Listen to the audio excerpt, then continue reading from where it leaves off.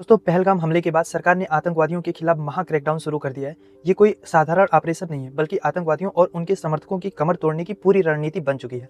आतंकवादियों के घरों को उड़ाया जा रहा है और उनके हथियारों के ठिकानों को नष्ट किया जा रहा है। पुलवामा, कुलगाम, शोपियां जैसे जिलों में सैकड़ों छापे मारे गए, लगभग 1000 लोग हिरासत में लिए गए, जिनमें आतंकवादियों के सहयोगी, भड़काऊ प्रचारक और कुछ पूर्व आतंकवादी भी शामिल हैं, जो मुख्य धारा में लौटने का दावा कर रहे थे। दोस्तों, इस समय कश्मीर में यूएपीए यानी गैर कानूनी गतिविधि रोकथाम अधिनियम के तहत सख्त पूछताछ की जा रही है। ये कानून सरकार को आतंकवादियों को रोकने और सख्त कार्रवाई करने की ताकत देता है। लेकिन ये सब क्यों हो रहा है? क्योंकि सरकार अब आतंकवाद को जड़ से खत्म करना चाहती है। आपको बता दें कि कश्मीर में टूरिज्म वहां की अर्थव्यवस्था की रीढ़ है। 2024 में करीब 21 लाख पर्यटक कश्मीर आए, जो एक रिकॉर्ड है। लेकिन इस हमले ने टूरिज्म को निशाना बनाया। हमले के बाद हजारों पर्यटकों ने अपनी यात्रा रद्द कर दी। इसका असर स्थानीय दुकानदारों, होटल मालिकों और गाइड्स पर पड़ रहा है। आतंकवादी चाहते हैं कि कश्मीर की प्रगति रुके, लेकिन भारत ने ठान लिया है कि ऐसा नहीं होने देंगे। इसके लिए सुरक्षा बलों की तैनाती बढ़ाई गई है, रात में कर्फ्यू लागू किया गया है और फ्लाइंग चेक पॉइंट्स बनाए गए हैं। फ्लाइंग चेक पॉइंट्स का मतलब होता है कि अचानक बनने वाली अस्थायी जांच केंद्र जो आतंकवादियों को पकड़ने के लिए कहीं पे भी बना दी जाती है। लेकिन सवाल यह है कि सरकार इतनी आक्रामक क्यों हो रही है?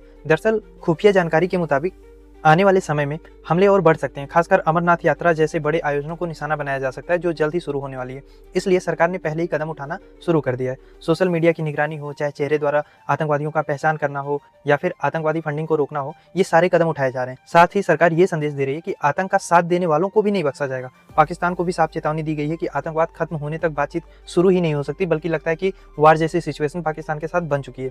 भारत अंतर्राष्ट्रीय मंचों पर भी पाकिस्तान पर दबाव बढ़ाने की कोशिश कर रहा है। देखो, अगर हम भविष्य की बात करें तो इस समय बहुत ज्यादा अनसर्टेनिटी है। जैसी सिचुएशन बनी हुई है, देख के भारत सरकार जरूर कोई बड़ा कदम उठाने वाली है। लेकिन अगर बहुत कंजर्वेटिव होके बहुत मिनिमम हम बात करें ना, तो भी अभी कश्मीर में बहुत ज्यादा सख्ती रहने वाली है। छोटे स्तर पर सर्जिकल स्ट्राइक होने की तो 100% चांस है और वो एक फुल फ्लेज्ड वार में भी कन्वर्ट हो सकता है। इसके अलावा भारत आतंकी फंडिंग पर नकेल कसने के लिए और सख्त कानून भी बना सकता है।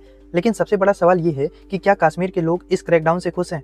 देखो, इसका जवाब मिला जुला है। कुछ लोग इसे जरूरी मान रहे हैं ताकि आतंकवादियों पर नकेल लगाई जा सके, उन्हें पूरी तरह से उनको जड़ से खत्म किया जा सके। तो कुछ लोग इसे अतिशक्ति कह रहे हैं। लेकिन सच ये है कि आतंक का खात्मा कश्मीर की शांति और समृद्धि के लिए बहुत जरूरी है। तो भारत सरकार द्वारा उठाए जा रहे कदम के बारे में आपकी क्या राय है? हमें कमेंट बॉक्स में जरूर बताएं। ऐसे ही देश दुनिया की अपडेटेड खबरों को आसान भाषा में जानने के लिए हमसे जुड़ें और चैनल को सब्सक्राइब करें।